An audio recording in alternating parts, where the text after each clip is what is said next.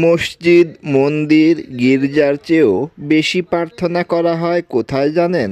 হাসপাতালের করিডোরে। এখানে কোনো ধনী গরিব নেই।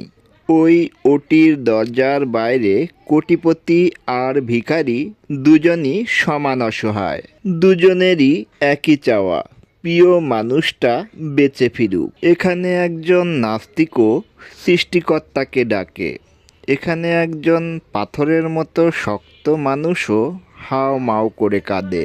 বাইরে আমরা টাকা পয়সা, পদমর্যাদা আর ইগো নিয়ে লড়াই করি, কিন্তু এই করিডোরে বসে বোঝা যায় নিঃশ্বাস কতটা দামি আর আমাদের জীবন কতটা ঠুকনো।